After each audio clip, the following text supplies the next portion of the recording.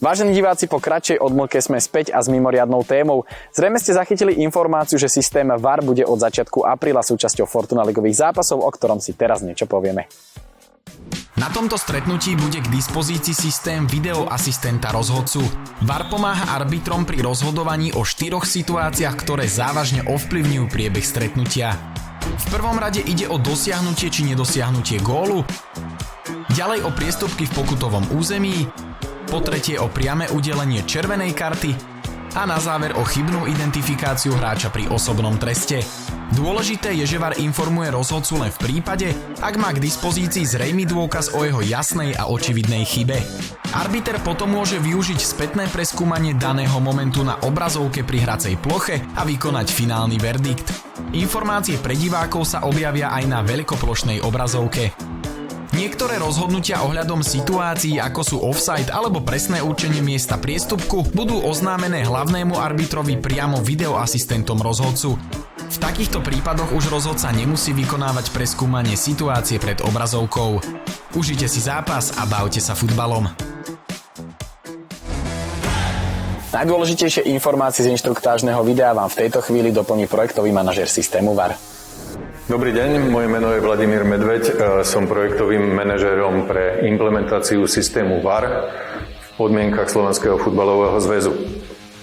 Dovoľte, aby som vás privítal v priestoroch Národného tréningového centra SFZ v Senci, kde sme v rámci projektu vybudovali školiace centrum pre rozhodcov. Toto pozostáva z jednej technickej miestnosti, kde sú umiestnené servere pre prácu systému a z 2 miestností tohto typu, to znamená, ktorými školíme rozhodcov priamo počas živých zápasov.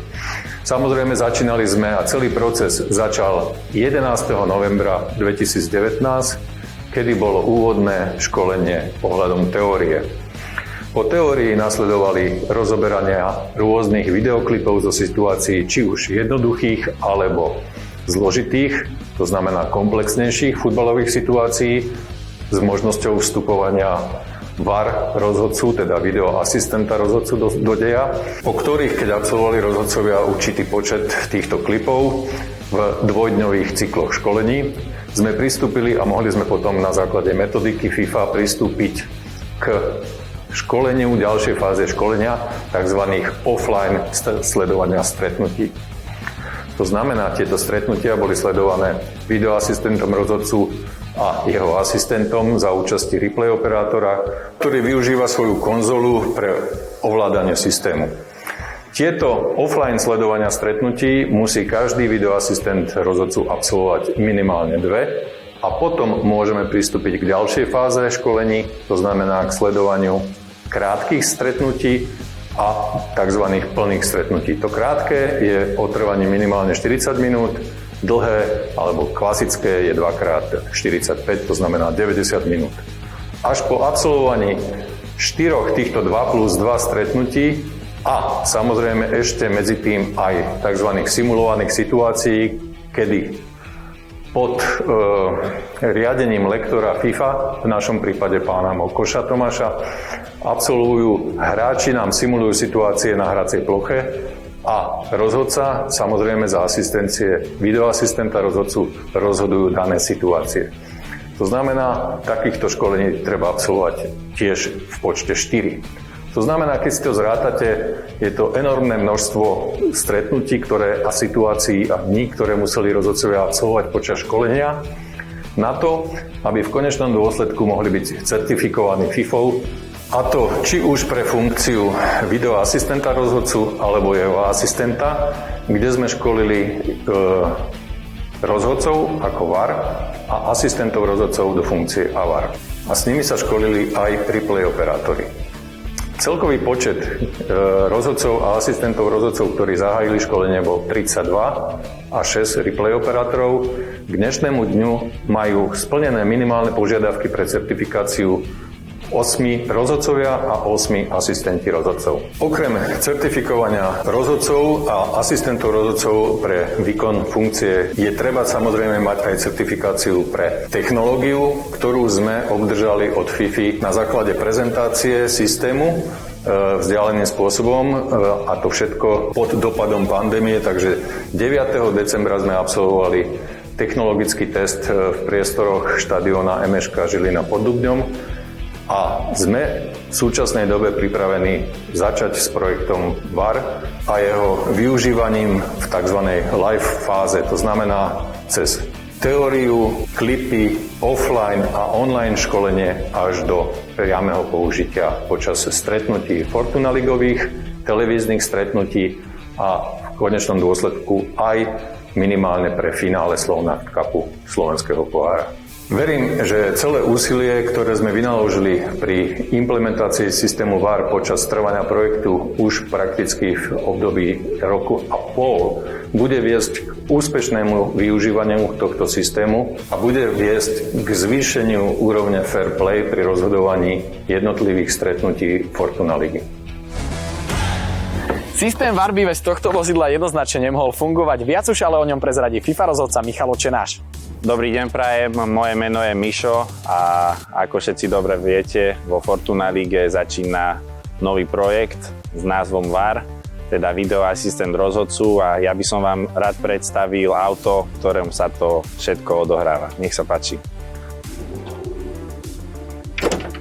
Na mieste vpravo ma už čaká môj kolega. Po mojej pravici vždy sedí replay operátor, ktorý má na starosti jednotlivé kamery počas stretnutia, ktorý sa stará o prepínanie jednotlivých záberov, ktoré mi potom na požiadanie poskytuje, vymieňa obrazy, približuje, spomaluje, vytvára offsideové liney a samozrejme je veľmi dôležitou súčasťou nášho tímu, pretože aj od jeho schopnosti a rýchlosti mnohokrát záleží, kedy a v akom časovom rozmedzi sa dostanem k potrebnému a tomu najoptimálnejšiemu záberu z daného incidentu. Na ľavom mieste vždy sedí AVAR, teda asistent video asistenta rozhodcu, ktorý tu momentálne nie je, ale toto je jeho miesto. Pred sebou má dve obrazovky. Na vrchnej obrazovke vždy sleduje priamy prenos z televízie daného stretnutia. Na ľavej strane má kameru z oficiálneho záznamu. Vedie si poznámky o celom priebehu stretnutia, o udelených osobných trestoch, o jednotlivých situáciách, ktoré sa preberajú, ktoré pozeráme počas stretnutia. Môže komunikovať s rozhodcom, môže mi pomôcť v tom prípade, kedy chcem, aby rozhodca hru prerušil, kedy mu chce nejakú informáciu, keď chceme kontrolovať nejakú situáciu, povieme áno, zastav hru, pozeráme toto, potom dáme rozhodcovi signál, že či môže pokračovať hre, alebo mu odporúčime ísť si pozrieť monitor, ktorý je pri hracej ploche a prehodnotiť danú situáciu a dané rozhodnutie. Ja ako VAR mám pred sebou taktiež dva monitory. Na vrchnom monitore mám neustále hlavnú kameru zapnutú, na spodnom monitore mám rôzne zábery, z ktorých si môžem vybrať, áno, ktorý chcem. Máme na stretnutí 9 kamier, takže replay operátor mi dokáže jednotlivé kamery prepínať. Áno, máme offsideové kamery, máme celok, pravý offside, ľavý offside, bránkové kamery, reverzné kamery, takže naozaj sa snažíme zo všetkých dostupných záberov nájsť to najsprávnejšie rozhodnutie. A aby som nezabudol, všetky tieto kamery ja sledujem s 3-sekundovým oneskorením. Takže keď už si aj niečo označím na pozeranie, tak už keď nejedná sa o nejaký závažný priestupok alebo nejaký závažný incident, tak si to pozriem napríklad na detailnej kamere 3-sekundovej a už viem vyhodnotiť, či to je potenciálna červená karta, potenciálny pokutový kop alebo offside, neoffside, áno. Takže tu mi to veľmi pomáha. Aby sme si ďalej predstavili nejaké komunikačné zariadenia v tomto vozidle, ja mám pred sebou takisto ako aj AVAR dve tlačítka. Zelené tlačítko a červené tlačítko.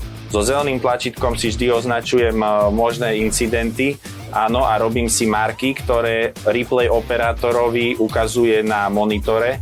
Takže každý potenciálny priestupok alebo porušenie pravidiel futbalu si označujem zeleným tlačítkom a replay operátor okamžite sa k nemu môže vracať, vybere mi ho a ja ho mám na monitore v požadovanej kvalite, rýchlosti. Samozrejme budeme vždy komunikovať, ktorý záber chcem, ktorú rýchlosť mi má dať, aby sme zase vyšli k tomu finálnemu produktu, aby sme podporili to rozhodnutie, alebo naopak, aby sme volali rozhodcu k monitoru. Červené tlačítko slúži už na spojenie priamo s rozhodcom, kedy intervenujeme po nejakú situáciu a chcem mu povedať a odporúčiť mu, ja teraz ho stlačím, on ma počuje, celú našu komunikáciu.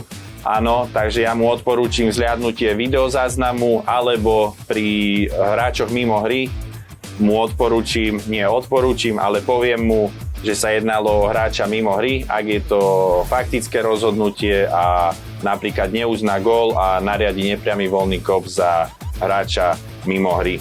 Aby ste ešte vedeli, my komunikujeme so slúchadlami v tomto vozidle, má ich replay operátor, mám ich ja a takisto ich má aj AVAR.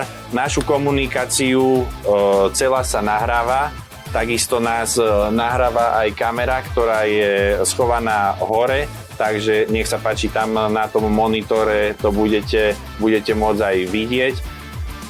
Takže všetky naše rozhodnutia sú zaznamenávané, takže naozaj tá komunikácia musí byť maximálne efektívna, rýchla, aby to malo vlastne celé nejakú myšlienku a čím najkratší čas na urobenie toho správneho rozhodnutia. Túto našu komunikáciu nepočuje rozhodca na hracej ploche, áno, počuje ju až vtedy, keď mu stlačím červené tlačítko a odporúčim mu buď teda opakované pozretie tej situácie na monitore, alebo keď sa jedná o faktické rozhodnutie, tak mu ho len oznámim. Možno by bolo dobre ešte si povedať, lebo veľa ľudí zaujíma vlastne, že ako ten VAR funguje, že čo je ten VAR. Už som sa stretol s množstvom názorov aj takých, že je to super systém, že keď to dokáže opraviť rozhodnutia rozhodcu a málo kto vie o tom, že tu sedia ľudia, takisto rozhodcovia spoločne s replay operátorom, ktorí ten VAR obsluhujú a tie rozhodnutia stále robia len ľudia, takže vôbec sa nejedná o žiadny software, ktorý je naprogramovaný a mení rozhodnutia na hracej ploche, ale naozaj je to len o ľuďoch a o rozhodcoch, replay operátorovi a celom rozhodcovskom týme, ktorý je na hracej ploche. Takže našim základným motom a myšlienkou toho je, aby tie rozhodnutia boli určite korektné všetky a VAR by mal k tomu prispieť, aby naozaj ten futbal bol čím viacej spravodlivý a neprichádzalo ku jasným čierno-bielým omylom na tej hracej ploche. Keď už máme predstavené vnútorné priestory auta, môžeme prejsť k samotnému monitoru, ktorý sa vždy nachádza pri hracej ploche. V správne určených priestoroch týchto monitorov môže byť samozrejme aj viacej. My budeme fungovať s týmto jedným monitorom. K tomu monitoru prichádza rozhodca už oboznámený s danými vecami, s danými skutočnosťami, ktoré mu VAR z auta bude púšťať a bude mu ich komentovať. Snaží sa VAR vybrať tie najlepšie zábery na daný incident, aby rozhodca si bol okamžite istý, že či bolo to rozhodnutie správne, respektíve ho ide prehodnotiť. Takže úlohou toho VARu v aute je naozaj určite najsprávnejšie zábery, z ktorých bude môcť rozhodca určiť, že áno, je to omyl, je to chybné rozhodnutie, respektíve potvrdí svoje rozhodnutie, za ktorým si stojí a vyhodnotil ho ako správne. Pevne verím, že sa vám pohľad do auta páčil, no a v neposlednom rade pridávame aj postrehy predstaviteľov Slovenského futbalového zväzu AULK. A máme tu v tejto chvíli ten historický okamih. Ale nech sa páči, Boris Marevka predsa len ide, obrazovke. Tak, pokutový kop nie, hrá sa ďalej. Ale je tam kontakt, zrejme sa bude kopať penálta. Teším sa, aj keď by som bol býval rád, keby sme to boli stihli už na jeseň minulého roka, ale môže to priniesť do istej miery pokoj pri rozhodovaní, istú mieru spravodlivosti a možnosť pre rozhodcov, že budú môcť verifikovať v kritických situáciách tie svoje rozhodnutia. V tom čase a v tom vývoji za posledných 8 rokov je to ako keby ďalší technologický krok, alebo technologický prvok, ktorý slovenský futbalový zväz prináša do futbalu, informačným systémom slovenského futbalu. Ten bol dokonca ocenený ITAPou. A neskôr sme za Futbalnet a celý ten environment okolo toho dostali ďalšiu cenu UEFA. Zaviedli sme do športovej časti SAP Sport One, čo je jedno fantastické globálne riešenie. Čiže v podstate slovenský futbalový zväz po tej stránke technologickej je možno aj ďalej ako výrazne väčšie európske zväzy, keď si zoberieme celú tú maticu veci, ktorá do futbalu prišla. Či už FIFA alebo UEFA reagujú na to veľmi pozitívne. Samozrejme treba povedať, že aj pri zavádzaní VAR-u v európskych klubových súťažiach tiež sa nevyhli hneď na začiatku veľkým problémom, tak toto všetko vnímajú, ale v konečnom dôsledku toto je tiež vec, ktorá pomôže vo vnímaní nás ako zväzu na medzinárodnej úrovni. Je to pridaná hodnota do ligy, pretože bude, ako som už spomínal, to slovo spravodlivejšia a ja verím, že nám to všetkým pomôže. Samozrejme ideme zatiaľ iba v režime 2 zápasov televíznych, pretože ten projekt musí spĺňať aj nejaké kritériá, ktoré dala FIFA a má to svoje požiadavky technické, takže my sme už aj teraz od jarnej časti navýšili produkciu na 9 kamier, čo je minimálna potreba, aby sa spustil VAR v televíznych zápasoch. Z jednotlivých kamier klasického prenosového voza, ktorý dodáva televízia, plus nejakých ďalších dodatkových kamier, všetko teče do harddiskov a v podstate tá práca toho technika vo VAR vozidle spočíva v tom, že vrátiť tomu asistentovi rozhodcu, tomu VAR operátorovi hlavnému, tak tú situáciu, aby ju mohol posúdiť. Čo je veľmi zaujímavé, tak tam v podstate prichádza k spojeniu ako keby 2 skupín ľudí, ktorí sa dovtedy nestretávali alebo stoja na takej tej opačnej strane alebo stáli, a to je vlastne taká tá televízna technika alebo teda tá samotná technika, ktorá zbiera tie obrázky, a potom ten rozhodca, ktorý to vždy vnímal len z ihriska a musel sa preškoliť na operátora. Samozrejme musí rozumieť futbalu, ale musí chápať aj to, ako funguje televízna technika, aby vedel, čo od toho môže očakávať. Aby v podstate sa ako keby tie dve zložky našli. A potom ten výsledok bude fajn. Takže my už sme investovali naozaj do toho projektu dosť veľa financií ako kluby, takisto Slovenský futbalový zväz je garantom tohto projektu. My sme partneri a financujeme to spoločne.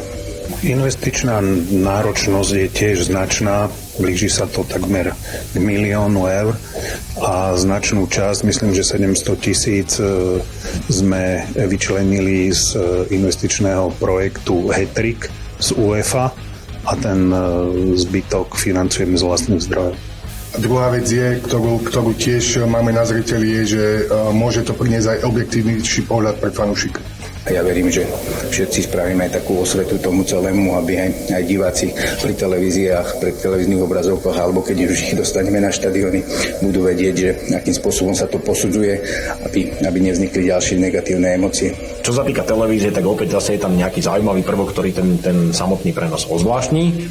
Čo je veľmi zaujímavé ešte z pohľadu povedzme partnerov, tak toto je, alebo teda marketingu samotného, toto je ďalší nosič marketingový, ktorý dokáže povedzme potenciálneho sponzora posunúť zase ďalej a dokáže si svoju značku cez tento systém napríklad odkomunikovať. Takže pre nás je to aj napríklad marketingový nástroj.